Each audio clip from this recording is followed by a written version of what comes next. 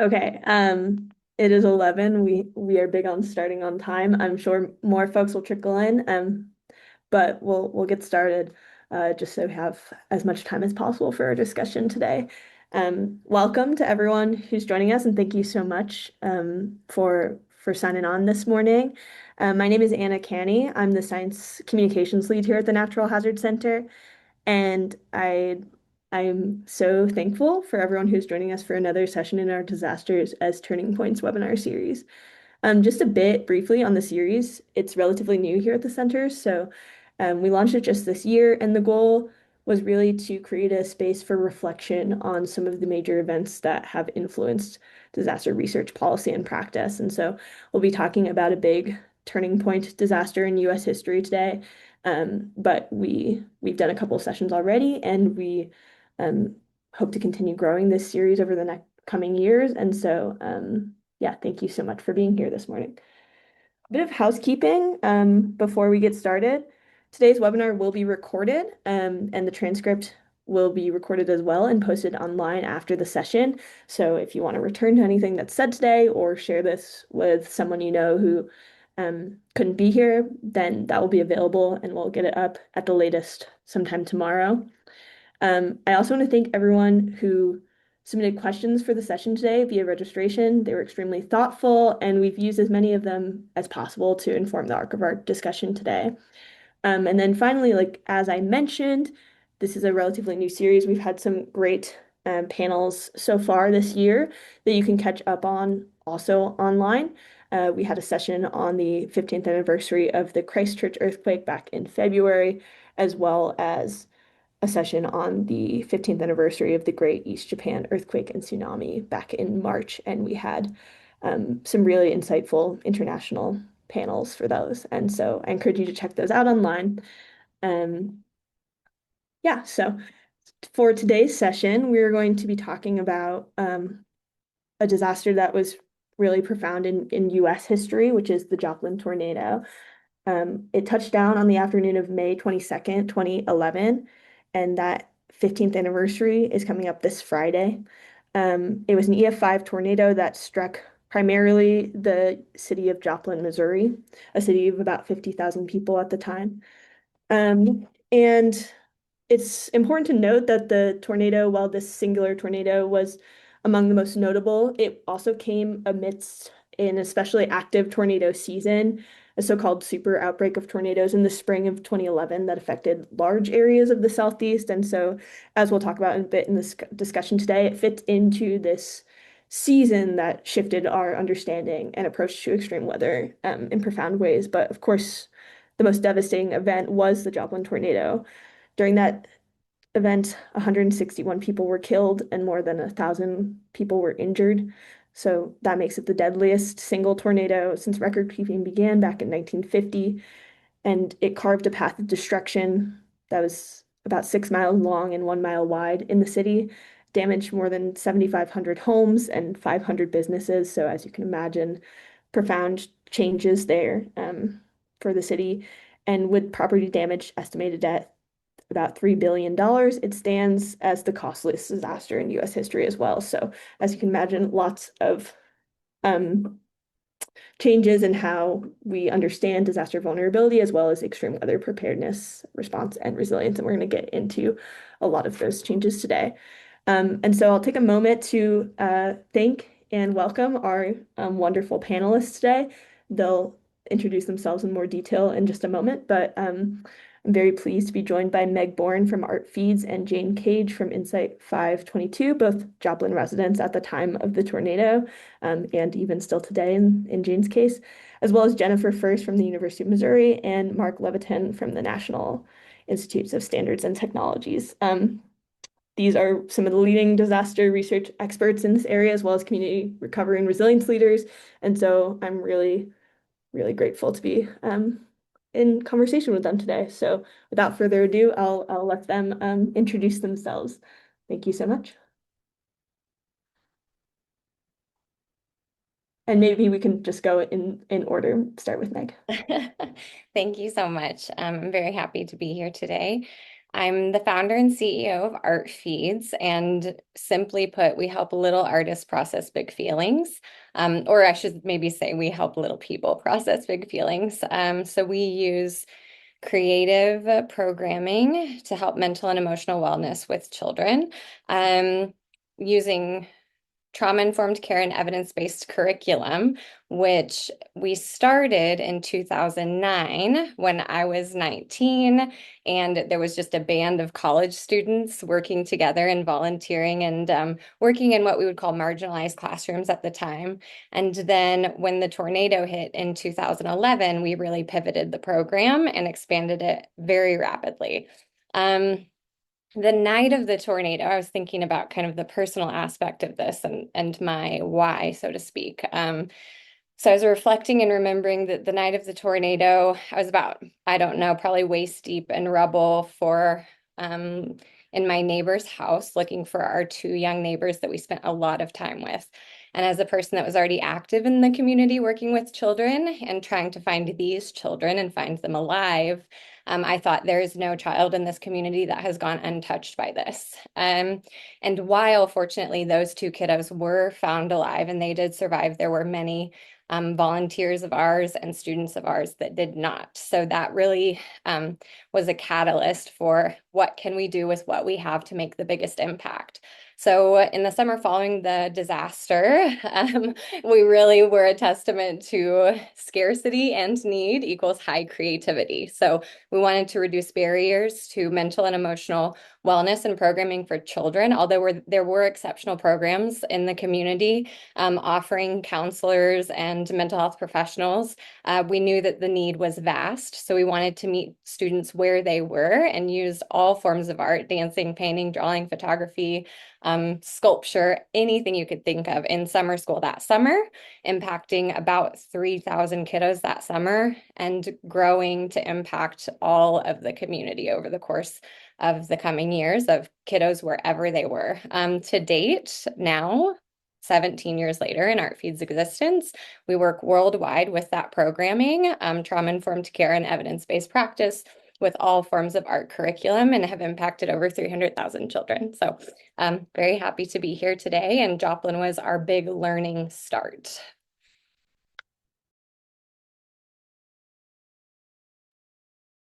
My sweet friend Meg. Morning, everybody. I'm Jane Cage, and I live in Joplin, Missouri. And oddly enough, we're under thunderstorm warning this very minute. So if I lose my connection, I can't help it. But to get started, I lived in Joplin since 1978. And during the tornado, neither the house that I'm in today and my office was affected or my business other than an air conditioner.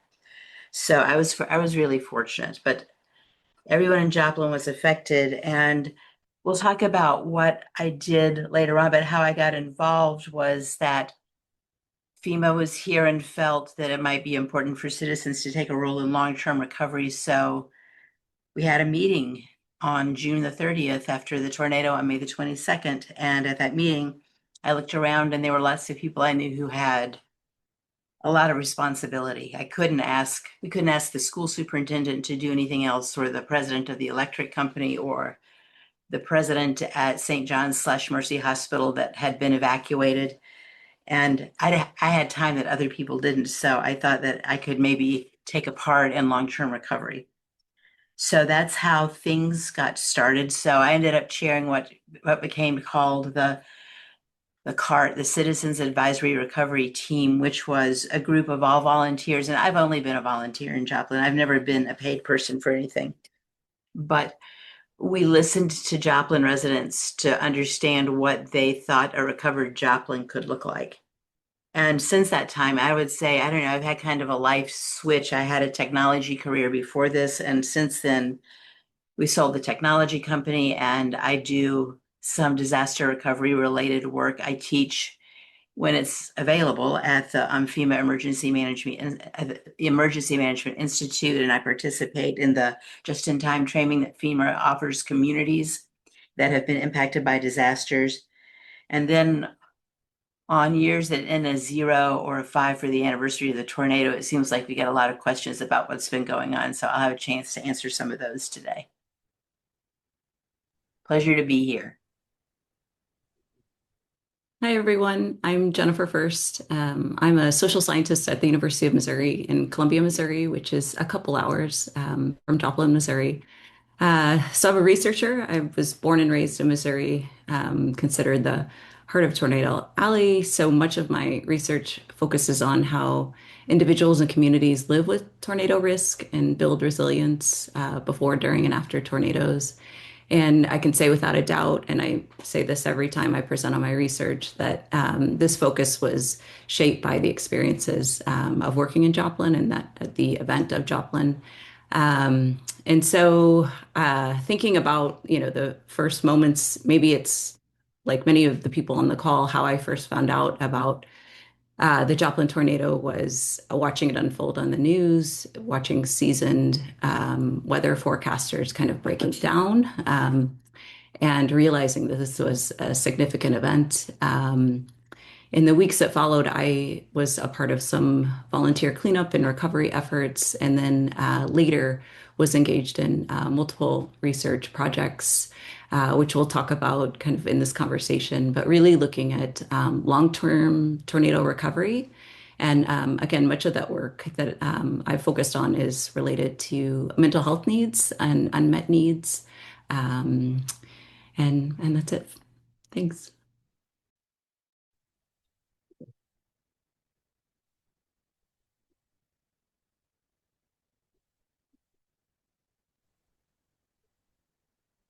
Hello, I'm Mark Levitan. I'm a wind and structural engineer at NIST, the National Institute of Standards and Technology. Before joining NIST, I was an engineering professor at Louisiana State University in Baton Rouge for almost 20 years. So I did mostly focused on hurricanes there. I did some tornado work, not as much as since I got here to NIST. I led development and creation of the LSU Hurricane Center, at that time a big multidisciplinary unit on campus. And it was an interesting experience going through Hurricane Katrina while we had a major multi-million-dollar grant where we were already looking at the effects of a catastrophic hurricane strike on New Orleans as a sort of a case study and trying to put a lot of that into practice. Moved up, followed my wife. She had an offer at the NIH, so we moved up here in 2011, just right before the active part of the tornado season. And so after I joined there was, of course, the terrible tornado outbreak in the southeast that Anna mentioned in April. And I co-deployed with FEMA for a part of that and assisted them with their mitigation assessment team study. And at NIST, we were debating whether we would send our own reconnaissance study. FEMA and NIST sometimes do studies on the same event. They look at shorter term recovery, how to get quick guidance out for local recovery. And NIST might look at the same event. We're going to look at something that would have national implications and do a much deeper technical dive into that. And then the Joplin tornado hit. So we immediately decided that even that afternoon, we would be sending out a preliminary recon. So I had a team of 4 that was out in the field. We were on the ground in Missouri within 48 hours after the tornado. I remember 2 of our team members went straight to, we landed in Kansas City, went to the FEMA regional headquarters, got briefings there, got some data. Half our team went straight to Joplin.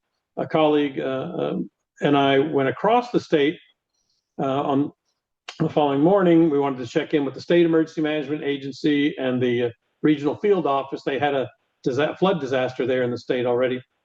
And as we're driving across the state, we had got a weather briefing in the morning, said there's going to be severe weather, but that's going to be farther east. Well, that didn't quite get that forecast right because we got chased by a tornado that was in Sedalia heading towards us on the interstate with our NOAA weather radio in the car. And we ended up having to try and find a place to take shelter. Found a small college, and they had some sturdy building and some shelter area in the basement. But on arriving later that day in Joplin, I remember being awestruck by the devastation. And that's no exaggeration. I've been in the field for many hurricanes and tornadoes for 20 years before that, including Katrina, including Andrew, including some other tornado outbreaks in the Midwest. But I'd never seen the level of devastation that was in Joplin, where, I mean, for half mile wide and many miles long, just like nothing much standing, right? And then you get more damage even wider. The total width was even a mile wide. but thinking we've landed here, and boy, we got our work cut out for us now. So back to you, Anna. Thank you all. Really important, I think, to start this conversation with some of those personal recollections and connections to this event. I don't think we talk about that enough for many of us in this hazards and disasters space. So, Mark, you actually set up my first question very nicely. One of the things that I want to talk about with Joplin is how this event threw some of the vulnerabilities, existing vulnerabilities, into stark realization. And you talked about the destruction to the built environment. Notably, as I sort of mentioned in the introduction, there's a lot of damage to critical facilities. A lot of schools were destroyed, two fire stations were destroyed. The major hospital there, as Jane mentioned, was evacuated and had significant damage. At the time, there was also relatively few safe places for people to shelter when the storm came through. Mark, you mentioned, going to a local college to shelter from a storm, but there were some limited options. So I'm wondering if we could start with you here about some of the vulnerabilities in the built environment that Joplin revealed. Right. And so I will say, individually, we've known that housing is extremely vulnerable to tornadic winds. Engineered buildings, when you get to a tornado of this intensity, we saw that. But to see the breadth and the scale of this particular tornado to go through, I mean, the hospital had two mid-rise buildings, a steel frame building and a concrete frame building. The structural frames were there, but I mean, there was furniture out in the yard, right? The wind blew through the buildings. Their own roof gravel took off and decimated. There was barely a window pane left on two mid-rise hospital towers, 4 or 5 3 or 4 story medical office buildings, et cetera. This whole huge campus, and there was almost not a pane of glass left, with the exception of the behavioral health unit on the 5th floor. We found out later they had reinforced glass because of protection for the life safety, normal protection for the psych patients, right, et cetera. But just to see that range, to see that the fact that there was no designated safe rooms or shelters by the city. There were really very limited number of even private residentials, but the idea was to get in the basement. Well, Joplin, there wasn't very many basements due to subsurface conditions and historical building construction techniques. Basements were not very common in that area. So you try and get low, you get to the middle as you can. Of course, some people are heeding the warnings and some people aren't heeding the warnings. And we had a communications expert on our team and some interesting findings along those things. But it was bringing all these things together really in one tornado to see the full range of everything was really impactful. You mentioned the communications piece. That is actually something I wanted to touch on as well, in this idea of not only sending out severe weather warnings, but also how they're received and how Joplin revealed some areas to look into about risk communication. Jennifer, I know some of your work has touched on risk perception and risk communication around tornadoes. So could you tell us a little bit about why Joplin might be considered a turning point in that area? Yes, absolutely. So prior to 2011, much of the focus in terms of tornado risk communication research really focused on improving tornado forecasts and warning lead times, which of course are critically important. But the events of 2011 in Joplin and Alabama really highlighted that we need to better understand this human side of the warning process, and we need to have more collaborations between forecasters and social scientists to answer important questions like how do people receive warnings, what factors influence whether they seek shelter, what barriers prevent protective action.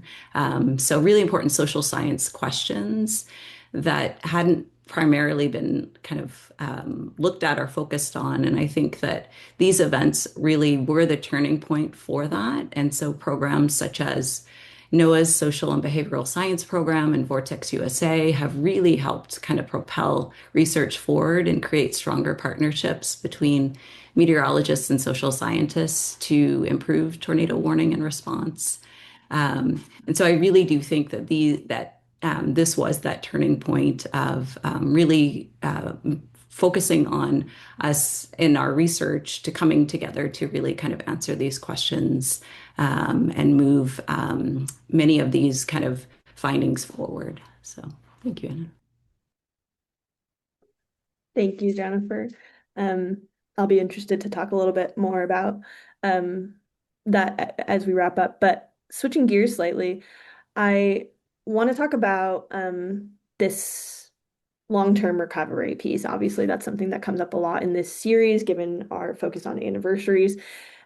Joplin is often considered sort of a model of community-led recovery and resilience. It gets pointed to a lot as a success story, but I think we know that there's each community responds to these events differently, and there's always a lot of nuance to that process of recovery. And so, Jane, you were, as you mentioned, a volunteer leader, ended up playing a huge role in recovery. And hoping you could tell us a little bit about how that process unfolded in Joplin and what made it unique, what were some of the challenges, just what that all looked like. Sure. Our tornado, May 11th, FEMA's down here shortly afterwards. And for those of you, I see a couple of FEMA mentors on here on this call that I see are here. So, don't be surprised that I talk about you. But one of the things that FEMA does is they like to sit around and observe in the very beginning. They want to know what our capacity is like. They want to understand the dynamics and the politics of a community. So in observing, they said, it looks like they called us a high capacity, high performing community. And they suggested to our city manager that perhaps citizens could take the lead in long-term recovery. But I don't think this has to do with just us. I think that post a large disaster, there's so much work to do that everybody needs to step up. So they had a meeting, they called all of us together, they called about 30 of us together and talked about the idea of doing long-term recovery planning, except we didn't really say it in those words in those days. And so I was part of that group, and we had our first meeting 11 days later to ask citizens what they thought a recovered Joplin should look like, which I thought could never happen in 11 days. I had no clue that we could get that much done. And it's because FEMA at that time was working so hard in the background. But if I had to describe our role, 3 words: listen and report. That's what our job was to do. It wasn't to judge. It wasn't to say, no, that won't work, or what about this idea? It was to listen to what people said. And we did that in so many ways. We had public meetings. Yeah, I was shocked at how many people came to the first 2 public meetings that we had. And then we also went where people were. As we started to gather information about what people wanted, we prepared a booklet and we stood out in front of Walmart and gave it out. We gave it to civic organizations. We gave it out at community events so people could start to see. And so through a series of meetings, we listened, we refined, we asked for confirmation, and then we listened again. So that's how we got ourselves started. And it took from June until about the end of October to come up with a set of recommendations that we could take back to the city council about what we had heard citizens had said they wanted Joplin to be like.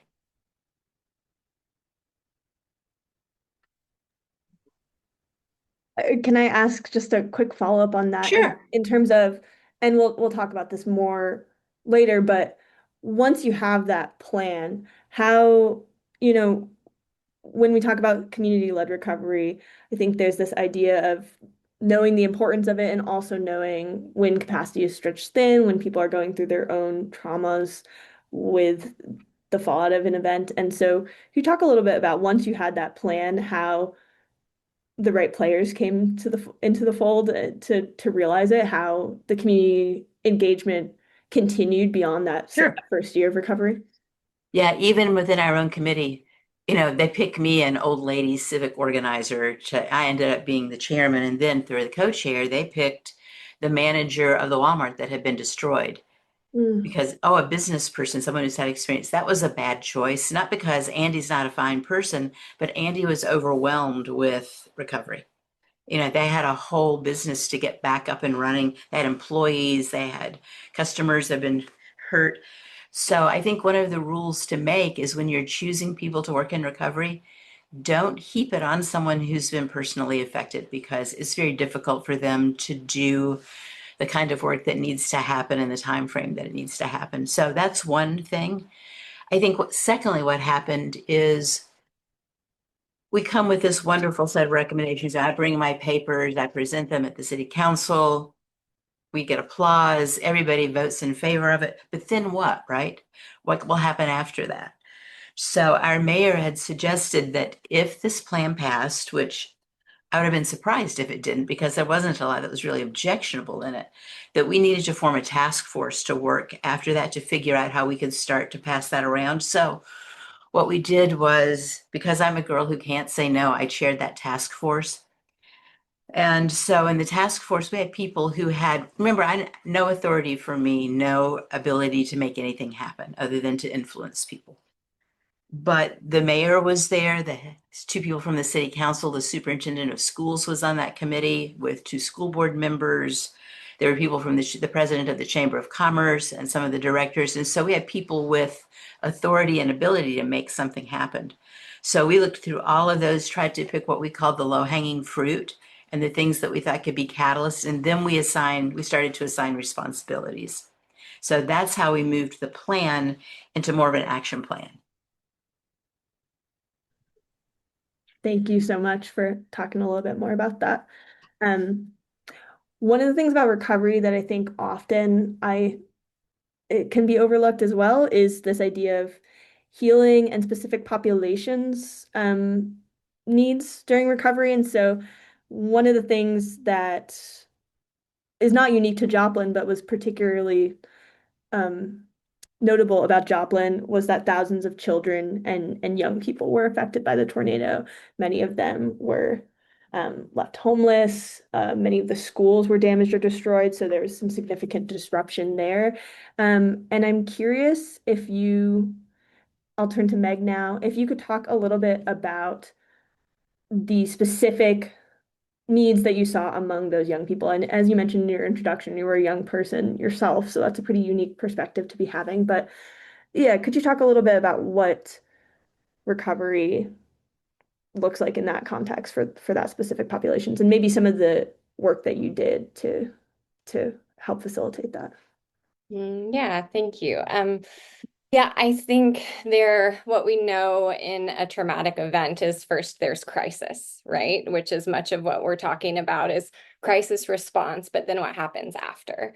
So in terms of trauma and traumatic response, with any human, let alone a child, typically it is the event itself, but it's not only that, it is the event and also having an empathetic witness to that event. Well, whenever community members and the grown-ups, as we call them, whenever community members are stretched thin, really working on infrastructure, my perspective, I love this panel because every perspective here is so valuable and comes at this from so many angles. But my perspective specifically was from the human perspective. So when I think about long term, I think about the children that are experiencing the traumatic event in the here and now, and what will it be like in 10, 15, 20 years, which actually I last weekend have seen many students, many art feeds, artists, little kiddos that were 4, 5, and 6 whenever this all happened have been graduating or graduated last year or are starting college or graduating college. I mean, it's really wild to have followed them from that moment and that precipice to now. So to see kind of how this has affected them over time. But for us, like I said at the top, in terms of accessibility, like the average across the country, the average school counselor serves 400 children. I think Joplin at the time was maybe at 350, and then we got extra resources, but it was still scarce and sparse. So it really was about accessibility, partnering with local organizations and mental health entities to do trauma-informed care with volunteers. It operated much, I would say, akin to like a 988 program where not everyone is a mental health professional, but they were trained to move into classrooms and use our curriculum to do consistent expression. Now, at the time, we were just following our intuition. Like this seems to be working, seems to be reducing stress with the kiddos. But there really wasn't a ton of data at the time. Now, 15 years later, there's, Johns Hopkins has a huge research-backed grant funding program to show 15 minutes a day doing art significantly reduces your fear, stress, and anxiety. So we know that now, but at the time we were really just following our intuition. And when, just as you said, students are homeless, or they lost a vehicle, or they lost friends or loved ones, or I'm just at every different overlay, there was impact. So we might be working with one child who their neighbor died in the tornado. And then 4 seats over, it might be a child that just is experiencing that a portion of their school was destroyed. And so there was very much instability and a lot of feeling of powerlessness. So a project I'll share that we did with the kids that was super impactful, because right after the tornado, of course, like there was a photo at the top of the decimation. We're very familiar with those pictures. But what really hit home for us, the community members, and especially the children, is that when we saw the debris as placeholders were where our homes or schools or hospitals or parks or whatever once were, we could still identify it. Now, I specifically remember when the debris was cleared off my land for my home, I didn't know where my address was. I had no idea because there was no indicator. So that is a tethering and an anchor for a child, for all humans, but especially a child. So we came up with a project where we had a friend come in and act as the mayor of the city and prompted the kids that they are city planners now and they need to plan the new city. So we allowed them to just dream really big and dig into their imaginations. And some kids got very specific and said, I'm building a huge apartment complex. That's my dream, for it to house everybody who lost their home in the tornado. And some kids would be like, I'm building a water slide that has chocolate as the water, so it spread the spectrum. But to really bring it to life, we got big, huge cardboard boxes. And again, scarcity plus need, high creativity. We got big cardboard boxes and allowed the children to really bring the buildings to life. So although they weren't actually rebuilding their own homes or rebuilding the community, they felt that they had a voice and empowerment in the future. So that's just kind of a small example of something that we did. Yeah, that's wonderful. And I'm gonna drop actually a link to a story that Meg wrote years ago for the Natural Hazard Center that talks a little bit more about that project. I think there's some wonderful photos in there of it too. So thank you so much for sharing about that. I want to continue in this thread of this focus on mental health as an important part of healing and recovery. And I know that Jennifer, like you have done extensive work in that area and also on just recovery needs in general, looking at long-term recovery in Joplin. You published an excellent paper a couple of years ago about recovering from tornado brain, and you explored some of the unmet needs and experiences of long-term recovery in Joplin. And so I'm wondering if you could talk a little bit about what are some of the key themes that came up, a couple of years out from Joplin of where people were at in terms of recovery and what maybe needed more attention. Absolutely. Yeah, so in terms of I think that work does, and that paper really highlights just the importance of the work that, Meg, Jane, and Mark, everyone's doing. That paper in particular, we asked over 300 residents of Joplin, what current unmet needs are you facing? And this was at 2.5 years post the tornado event. And so it was very open-ended. We found four main themes. Those focused on community infrastructure, financial needs, housing and sheltering needs, and mental health. Maybe I'll pull out and just say the focus on tornado brain, the mental health impacts, I think is an important one to highlight. This was something that different participants would say over and over, this phenomenon of having tornado brain. And as we kind of unpacked that and explored that more, what it kind of pointed to was just what remained this cognitive and emotional impacts. So both obviously the trauma of living through that event, but really what I think stood and stays with me still is this element of having to essentially relive and live with tornadoes every spring. And just what, as a community to experience those warnings, having been through this event. And so I think I want to again just point to that it impacted both adults were the ones telling us about this, but they talked a lot about children as well, children in schools, they're struggling. I mean, they really highlighted this, but often in connection with, again, living through storm seasons every year. And so for me as a researcher, like this combination of risk communication and the importance of risk perception. But when you kind of pair that too with trauma, really thinking about, and I hope Megan talks a little bit about this too, but about kind of ways that we humanize, thinking about sheltering and how can we make those, with children in safe spaces, how can we make sure that we're not only thinking of physical safety, but emotional and psychological safety as well.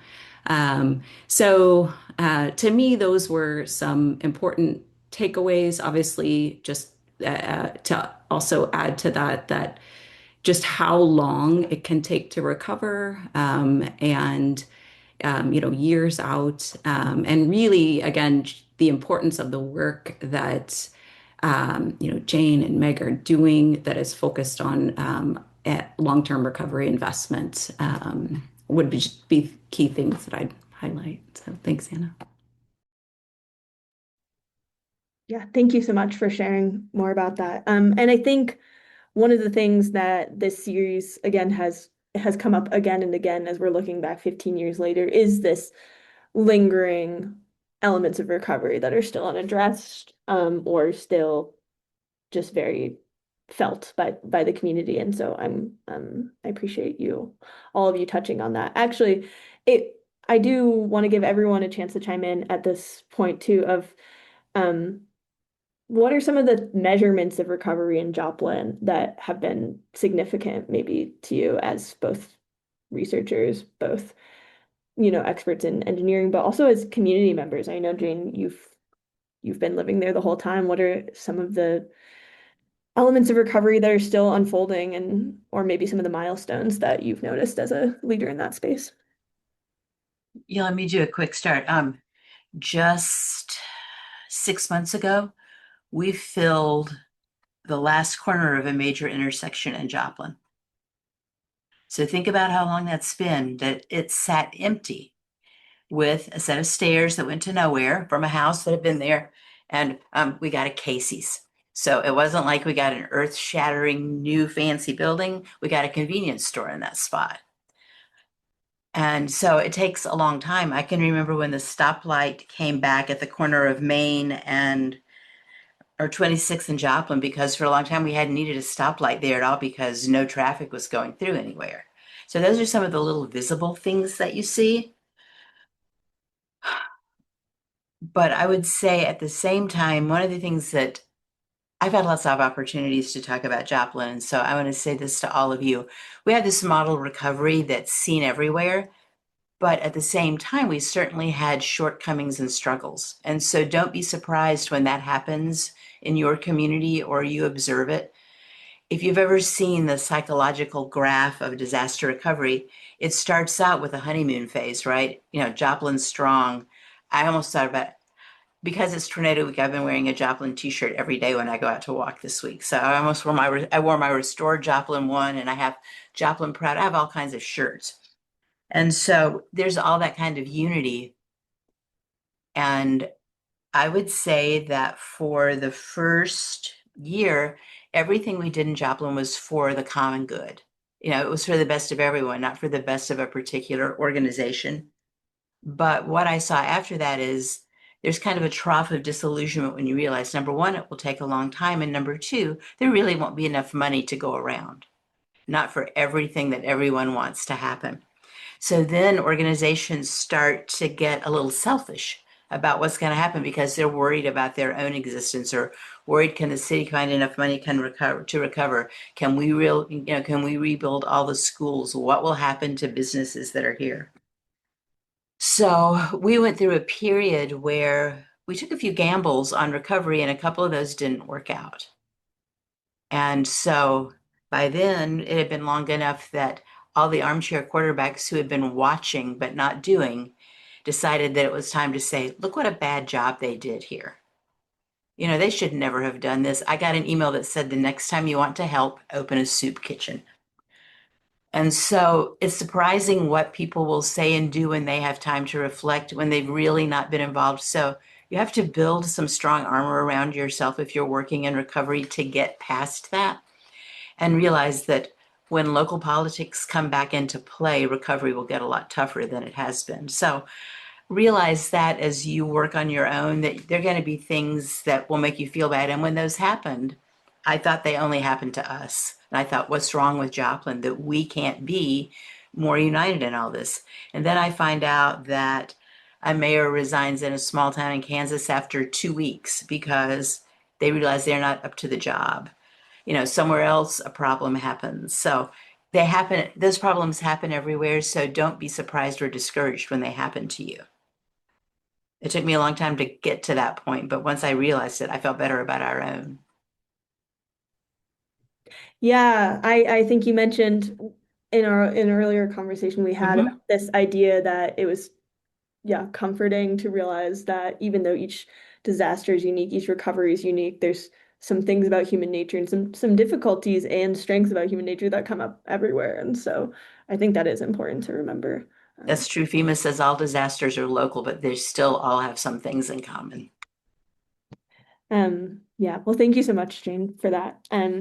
Switching gears slightly, we want to leave some time for questions at the end, and so want to get to our last topic. I want to talk a little bit about what's changed since Joplin in terms of building resilience in Joplin and elsewhere. And so I want to turn back to Mark to start here because I know we started our conversation today with discussion of how the built environment held up and some of the devastation that happened there.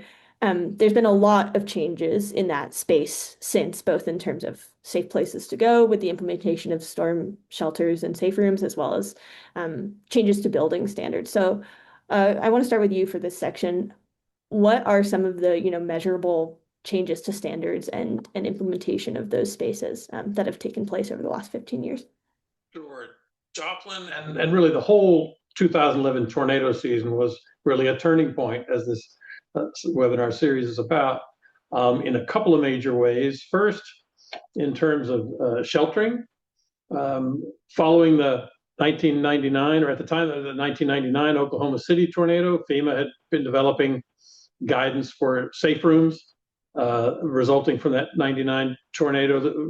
The whole storm shelter industry, or these kind of small pre-manufactured in residence shelters, kind of came about in the National Storm Shelter Association, which was followed by development of an International Code Council, the ICC 500 standard. I was fortunate enough to chair the committee that wrote that, which was published in 2008.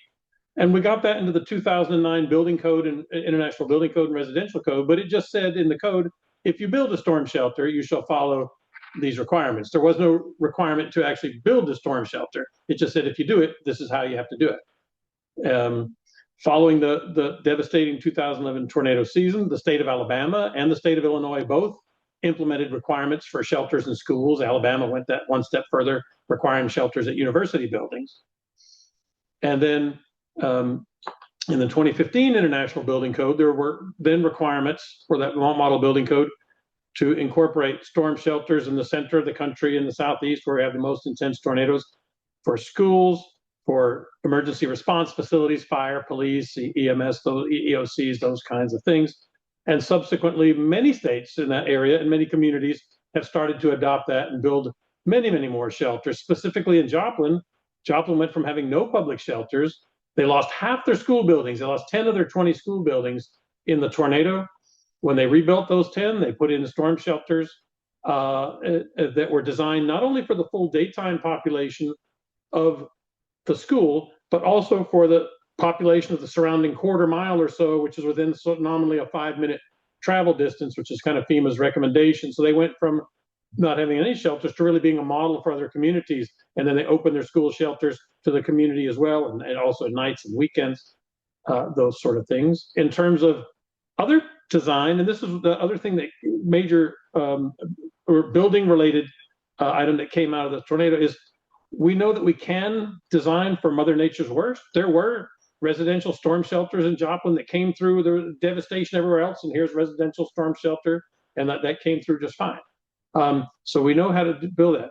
But what we didn't have any requirements in the building code at the time for tornadoes, or tornado actually didn't appear in the building code, with the exception of talking about tornado shelters. And so the realization that we came to following our technical investigation of the tornado is that we had this perception for tornadoes, we always have to design for the worst, right? We don't design for a Category 5 hurricane hitting New York. Could it happen? Sure, but that's a pretty low probability event.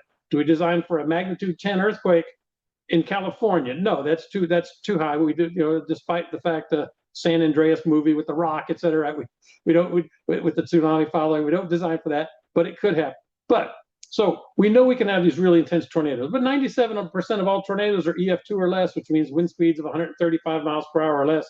I mean, we routinely design for 200 miles per hour in Florida for hurricanes, so it's not something that we can't do. So we went through, we analyzed after our investigation, we did a decade of R&D to develop tornado hazard climatology and tornado design maps.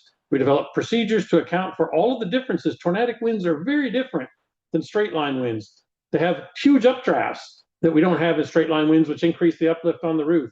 They have higher wind speeds near the ground and lower wind speeds aloft. That's the opposite of regular winds that are slowed due to friction. So all these different things mean tornadoes, 100 mile per hour wind from a tornado is not the same as 100 mile per hour wind from a hurricane or a thunderstorm acting on a building. The tornado has lots of extra features and more debris and other things that make it tougher. But we developed procedures through a decade of R&D. We worked to get that into the American Society of Civil Engineers ASCE 7 standard, and then those got adopted into the 2024 building code, International Model Building Code. So as states, cities, and counties across the tornado-prone region start to slowly adopt the new building codes, they were starting to get some level of protection for our more important buildings in the community to tornadoes. Yeah, thank you so much. I mean, it does seem like even just from what you laid out that you can tell that this was a profound shift in the way we're thinking about these hazards in the built environment. Meg, you had shared in a previous conversation with the panelists that I just want to bring up again, that now there are all these options for safe places to go, especially in schools. But you had a pretty profound observation about connecting that engineering piece to the human comfort and use in these spaces in your work with children. So could you talk a little bit about that, like how the community's adoption of these spaces and use of these spaces has unfolded and evolved? Yeah, so grateful to Mark and the people like him developing the safety, doing all the research around the environment and the building itself. But from a person and environment perspective or a human-centered perspective, we were incredibly grateful. And as Jennifer mentioned, sort of reliving every spring, the weather, the alarms, the warning systems, all of that, that we were put back into it each spring, right? And as a person who worked with the students the following years, they were told that the safe rooms were safe, but from a bodily and nervous system perspective, they were terrified. The kids were terrified. And storm shelters are incredibly strong, but they also on the inside, because of the thickness of the walls, concrete and glass, and lack of windows, of course, because that's part of the safety measure, It feels much like a prison, loud sounds echoing. So from the human perspective, if we think about our five senses or the autonomic nervous system, the kiddos, fortunately, thank you, body, thank you, autonomic nervous system, see, okay, it's storming outside. I feel the humidity. There are certain smells that come with the smell of the tornado. Jane, you can attest to this. I mean, there are certain elements that can all be present when there is a tornado warning, and their nervous systems can be sent into mobilization. All of that to say that from a human perspective, I think that what we decided to do as an organization was create a mural curriculum where the students had designed murals from start to finish. So they decided on the theme, the color scheme, and they actually did drawings themselves that we then put into one big great design and installed on the walls for a mural. So that was one element where the students were empowered a bit, or if we did have to go into the safe rooms, that at minimum they could see, oh yeah, I made that. There's my drawing. There's something familiar in this space. But in our prior conversation, we were discussing kind of going back to that nervous system. Is it a possibility to either suggest or recommend or put in the protocol something about sound barriers so it's not so echoey, or perhaps calming music, or integrating some sort of calming smell? I think that there's a lot of room to play and explore in that when it comes from the human perspective. Yeah, thank you so much. I just want to bring those two pieces of it into conversation because I think there's a lot of interesting insights to be had from the implementation through actually how it works in, the real world, when you come up against those messy realities of people recovering from this event. So yeah, thank you. That's such valuable perspective. So we only have a few minutes left. I do want to have a moment to take a question or two. I've seen some in the Q&A box that have been answered already. But if other folks want to add them in the chat, we have time for a question or two, but we can go back to our list of questions if nobody wants to chime in yet. I guess one of the questions that I would like to pose that we've been touching on throughout this whole conversation is lessons learned. So I'm wondering if I could turn to each of our panelists again for one sentence on a lesson that you hope other communities can learn from the Joplin tornado. There's been 15 years now to figure out that reality of recovery and takeaways. But yeah, what would be your one lesson to share if another community going through a disaster could learn from Joplin?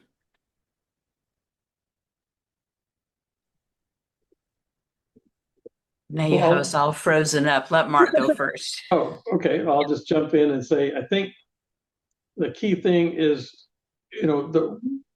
we previously, and in some places we still have this perception that there's nothing we can do about tornadoes from an engineering standpoint. We have to live underground or in concrete bunkers or something. And we have, really, there's a whole range of solutions from an engineering and building design perspective, from near absolute life safety protection with a ICC 500 storm shelter or a FEMA safe room, as well as what we have in the ASCE 7 and International Building Code, is to provide some level of protection against the most common tornadoes, more like the EF2 or so. And those are really low cost engineering design solutions that can get us to that level of protection.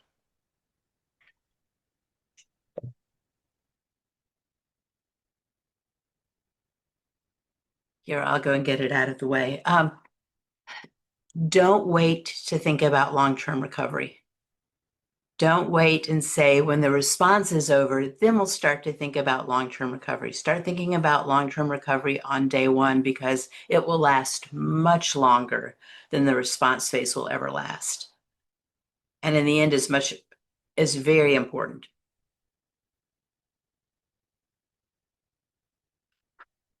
Your turn, Meg.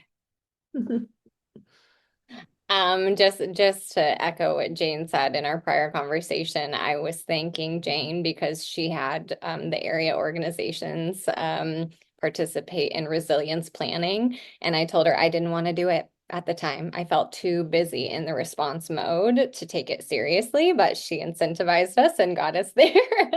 And as persuasive as Jane is, and I still to this day give it to other communities to replicate, or organizations across the country to replicate, because it has been so valuable and important to know what you will do in response, not in a panicked crisis mode.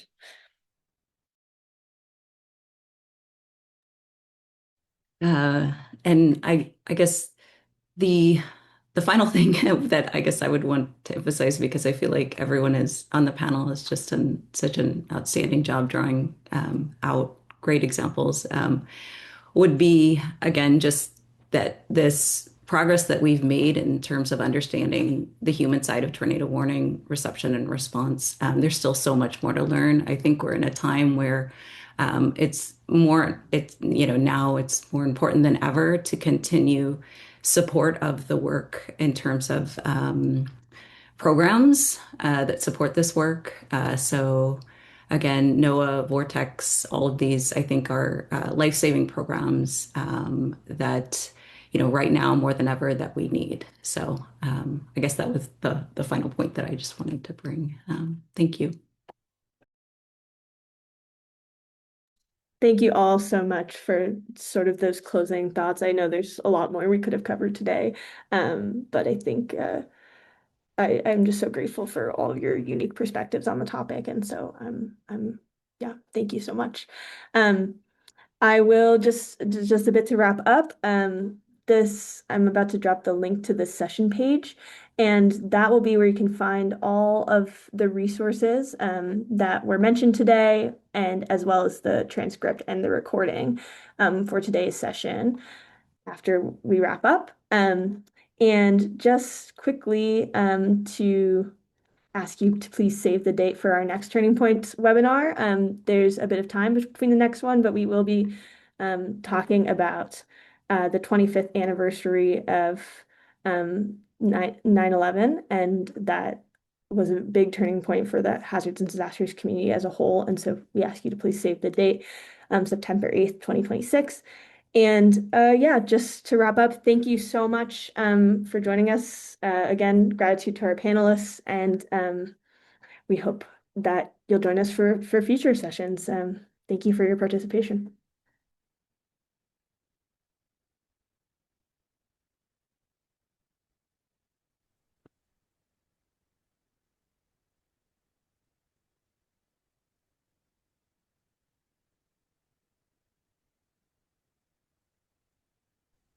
Thank you, Anna.